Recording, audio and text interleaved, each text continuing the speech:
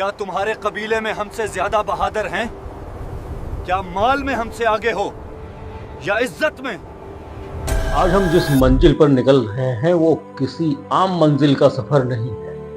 ये सफर एक ऐसी हकीकत का है जिससे हम सब भागते हैं, लेकिन वो हमारा पीछा कर रही है। आज हम कुरान करीम के उस मुख्तसर से सूरत के रूबरू खड़े हैं जो चंद आयतों पर मुश्तमिल है, लेकिन जब ये नाजिल हुई थी तो इसने गफलत की नींद में सोए हुए अरब को झंझोड़ कर रख दिया था। ये वो सूरत है जो इंसान के पैदा होने से लेकर उसकी मौत और फिर कब्र से उठाए जाने तक की पूरी कहानी को समेट लेती है, क्योंकि ये सूरा है सूरह तकासुर।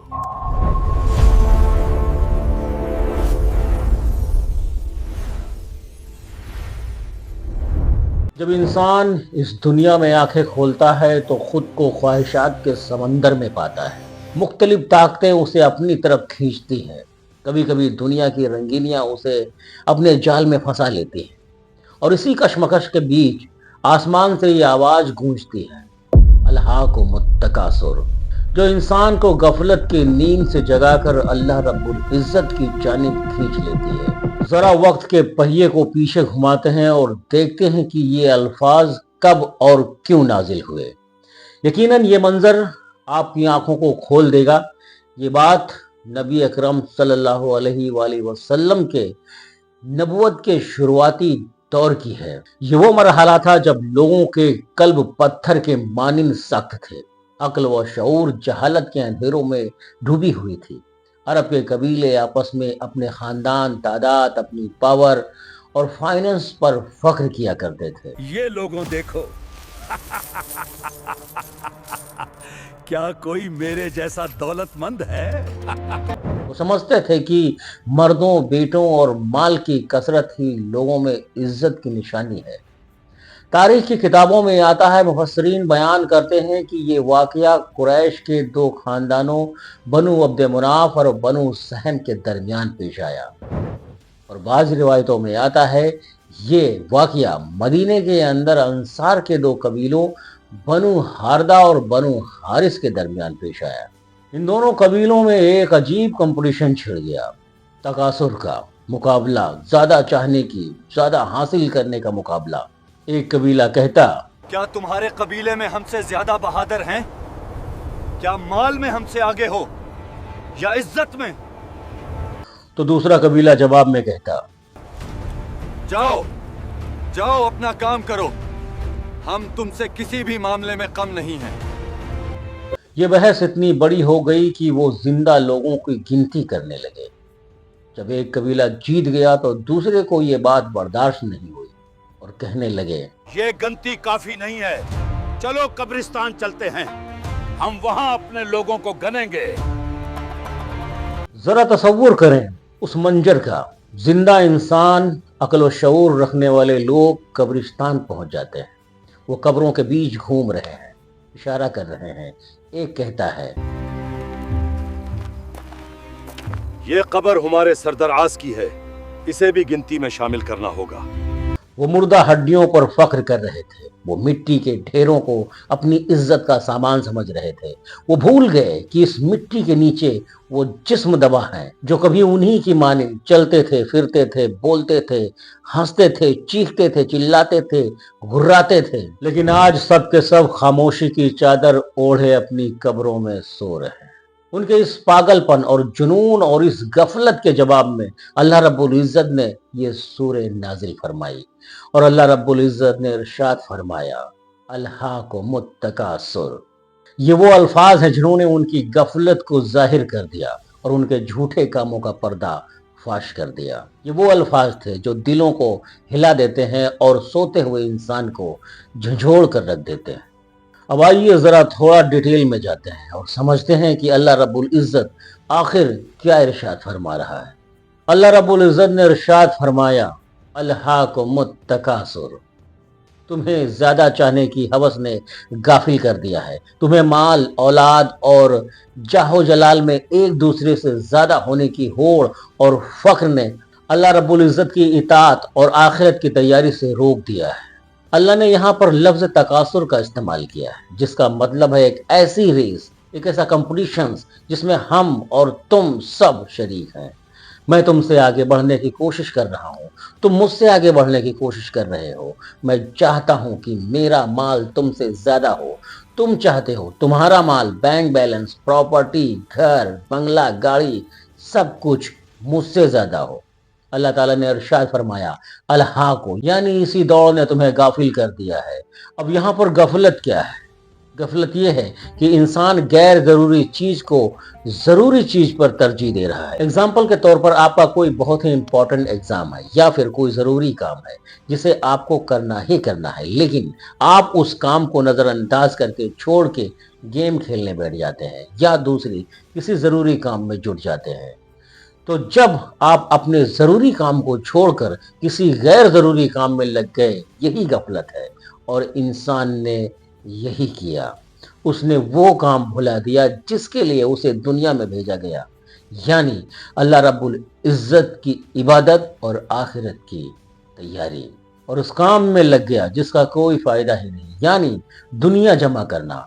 انسان ان اعمال سے منہ موڑ گیا جو اس کی نیکیوں کے پلڑے کو بھاری کرتے ہیں, اور ان چیزوں میں کھو گیا جو اس کے وزن کو ہلکا کر دیتی ہے. یہی تو اصل موت ہے. یہاں بھی دیکھیں, مال, اولاد اور دوسری چیزوں سے وہ مال اولاد مراد نہیں جو مال اللہ رب العزت کی بارگاہ میں خرچ کیا جائے, جو اولاد نیک ہو, بلکہ اس سے مراد کہ تم ان چیزوں کی زیادتی صرف اس لیے چاہتے ہو کہ دوسروں پر فخر کر سکو, تکبر کر سکو. میرے 10 بیٹے ہیں, سب کے سب شیر, ایک سے بڑھ کر ایک دوسرے کو حقیر جان سکو. یقیناً تم زیادہ کی خواہش رکھو, زیادہ مال کماؤ, زیادہ پیسے کماؤ, زیادہ ترقی کرو, اس میں کوئی حرج نہیں, لیکن تمہاری نیت صاف ہونی چاہیے, تکبر نہیں ہونا چاہیے. آگے اللہ رب العزت ارشاد فرماتا ہے حتی جرتم المقابر, یہاں تک کہ تم نے قبروں کی زیارت بھی کر لی. یہاں اس آیت کے 2 معنی ہیں. ایک تو وہ لوگ گنتی کرنے قبرستان پہنچ گئے, یہاں تک کہ ان کے غرور کا حال یہ ہو گیا کہ انہوں نے مردے کو بھی اپنے فخر کا حصہ بنا لیا, اور وہ اتنے زیادہ تکبر میں بڑھ گئے کہ جو جگہ عبرت کی جگہ تھی انہوں نے اسے فخر کا مقام بنا دیا.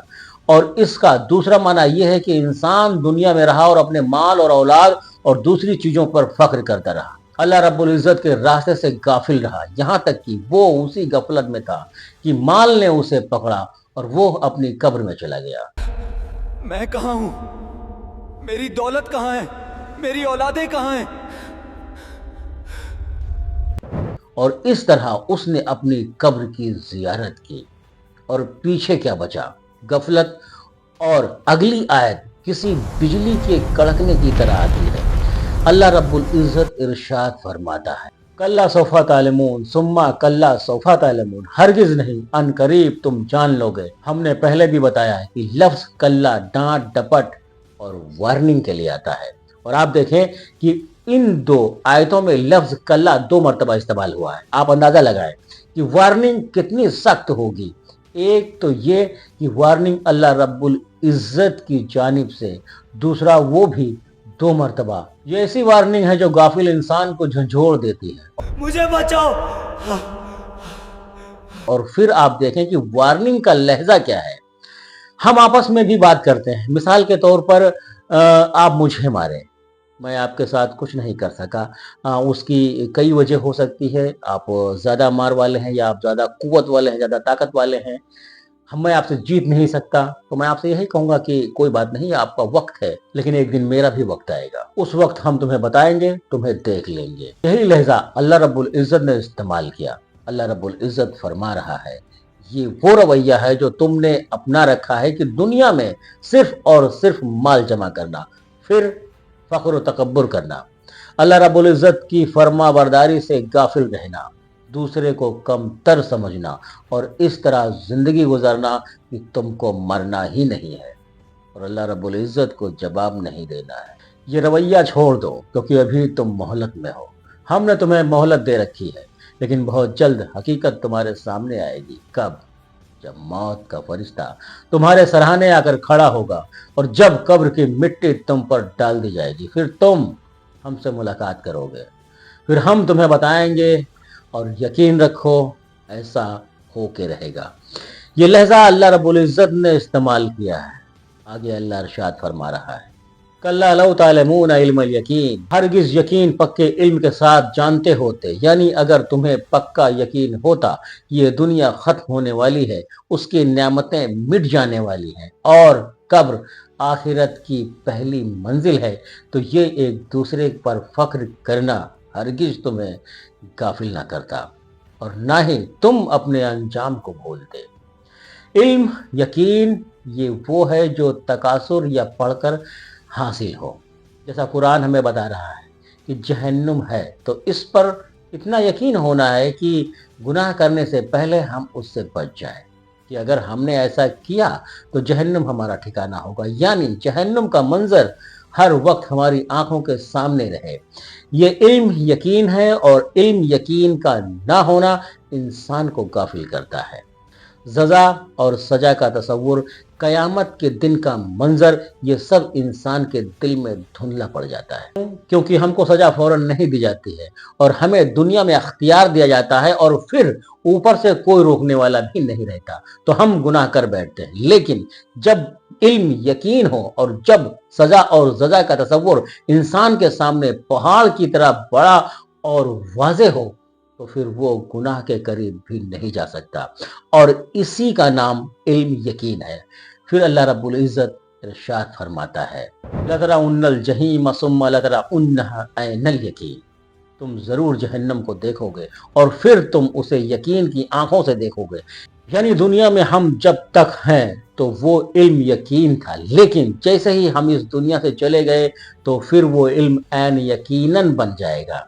इसका मतलब ये है कि आज हम जहन्नम के बारे में सिर्फ सुनते हैं या सिर्फ इल्म है, अगर हम इस पर मुकम्मल तौर पर एतमाद कर लें और गुनाहों से बच जाएं, तो इस तसव्वुर में कि यकीनन कल क़यामत के दिन जहन्नम हमारा ठिकाना है, तो वो इल्म यकीन हो जाता है। लेकिन अल्लाह रब्बुल इज़्ज़त इरशाद फरमा रहा है कि वो दिन आ रहा है जब पर्दे हटा दिए जाएंगे, मौत के बाद जब इंसान कब्र में जाएगा और फिर उसको उसका ठिकाना दिखाया जाएगा, चाहे वो जन्नत हो या दोज़ख हो, तब वो उस ठिकाने को अपनी आंखों से देखेगा। तो वो जो इल्म उसे दुनिया में हासिल हुआ था वो कब्र में आकर के ऐन यकीन हो जाएगा, वो अपनी आंखों से देख लेगा, लेकिन तब वो देखना किसी काम का नहीं होगा, क्योंकि तौबा का दरवाजा तो बंद चुका हुआ होगा। काश हम आज ही उसे इल्म के यकीन में बदल लें, इससे पहले कि हमें अपनी आंखों से जहन्नम देखनी पड़े। नबी अकरम सल्लल्लाहु अलैहि वसल्लम ने हारिस बिन मालिक से पूछा था, तुम्हारे ईमान की हकीकत क्या है?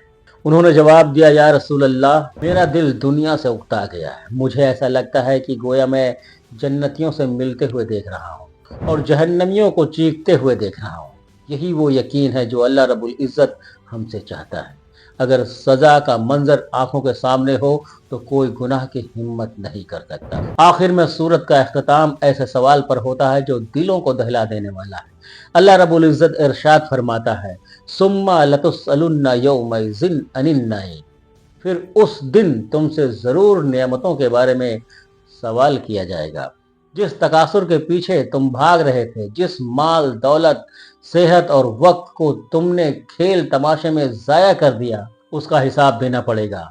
ये सवाल सिर्फ पैसों का नहीं है। अल्लाह रब्बुल इज़्ज़त पूछेगा, मैंने तुम्हें जवानी दी थी, कहाँ खर्च की? मैंने तुम्हें वक्त दिया था, किन कामों में लगाया? मैंने तुम्हें सेहत दी थी, क्या उसे मेरी इबादत में इस्तेमाल किया कि नहीं? ठंडा पानी, पेट भर खाना और सुकून की नींद, आंखों की बिनाई, तुमने इन नेमतों का शुक्र अदा किया कि नहीं किया? ये सवाल तुमसे पूछा जाएगा। वो नेमतें जिन्हें सिर्फ मुकाबला करने और फख्र जताने के लिए इस्तेमाल किया, वो वहाँ हमारे गले का फंदा बन जाएंगे।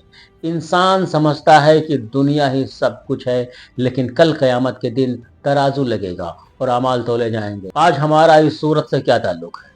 हम किस तरह इस सूरत को अपनी ज़िंदगी में अपना सकते हैं? अगर हम ज़रा सा गौर करें तो क्या हम भी इसी दौड़ में नहीं हैं? सिर्फ खिलौने बदल गए हैं, लेकिन खेल वही है, गफलत वही है। आज का तकाजुर قبروں کی گنتی نہیں بلکہ بینک بیلنس نمبروں کی گنتی ہے۔ آج ہم برانڈڈ کپڑے، مہنگی گاڑیاں اور بڑے گھروں کے ذریعے ایک دوسرے پر فخر کرتے ہیں، دوسروں کو حقیر سمجھتے ہیں۔ ہمارے پاس وقت نہیں ہے کہ ہم اللہ رب العزت کا ذکر کریں، لیکن ہمارے پاس گھنٹوں اسکرولنگ کرنے کا وقت ہے۔ یہ سب الہاکم التکاثر ہی تو ہے۔ ہماری پوری زندگی ایک دھوکے کا پیچھا کرنے اور ایک ایسے سائے کا پیچھا کرنے بھاگنے میں گزر رہی ہے جو ہاتھ نہیں آتا۔ یہاں تک کہ ہمیں اپنا ڈیجیٹل اکاؤنٹ اپنے اعمال کے خاطر سے زیادہ پیارا ہو گیا، اور پھر اچانک موت آ جاتی ہے، اسکرین بند ہو جاتی ہے اور قبر کا اندھیرا شروع ہو جاتا ہے۔ تو ہم کیا کریں؟ کیا دنیا چھوڑ دیں؟ دنیا سے کنارہ کش ہو جائیں؟ نہیں، بالکل نہیں۔ اسلام رہبانیت کا نام نہیں ہے۔ اسلام یہ نہیں کہتا کہ تم دنیا سے بالکل کنارہ کش ہو جاؤ، اپنی اولادوں کو چھوڑ دو، سب کچھ ترک کر دو اور جنگلوں میں جا کر زندگی گزارو۔ نہیں، اسلام دین اور دنیا کے درمیان بیلنس کا نام ہے۔ اللہ نے یہ نہیں کہا کہ مال نہ کماؤ، اللہ رب العزت نے ارشاد فرمایا کہ غافل نہ بنو، مال کماؤ لیکن اسے دل میں نہ رکھو، جیب میں رکھو۔ مقابلہ کرنا ہے تو نیکیوں میں کرو۔ اگر کوئی دنیا میں تم سے آگے بڑھ جائے تو تم آخرت میں اس سے آگے بڑھنے کی کوشش کرو۔ اگر وہ محل بنائے تو تم یتیم کی کفالت کر کے جنت میں محل بناؤ۔ تو آج ہم اپنے اعمال کو دیکھیں کہ ہم کن کن چیزوں میں کمزور ہیں۔ ہم اپنے اعمال کا محاسبہ کریں کہ ہم نے آج کتنے گناہ کیے، کتنی نیکیاں کمائی، اور اس طرح ہم اپنے دین دنیا میں بیلنس بنا سکتے ہیں۔ اور اسلام اسی چیز کا نام ہے۔ اللہ رب العزت کی بارگاہ میں دعا ہے کہ یا اللہ ہمیں اس غفلت کی نیند سے بیدار کر دے، اس سے پہلے کہ موت ہمیں بیدار کرے، اور ہمیں وہ یقین عطا کر جو ہمیں گناہوں سے روک لے۔ اگر آپ کو یہ ویڈیو اچھی لگی ہو تو حضور اکرم صلی اللہ علیہ وآلہ وسلم پر درود بھیجنا بالکل بھی نہ بھولیں، اور اگر آپ کو کوئی خیر کی بات ملی ہو تو اسے دوسروں تک پہنچانا بھی صدقے جاریہ ہے۔ تو اس پیغام کو زیادہ سے زیادہ لوگوں تک شیئر کریں، اپنے اس چینل کو سبسکرائب کریں۔ السلام علیکم ورحمۃ اللہ وبرکاتہ۔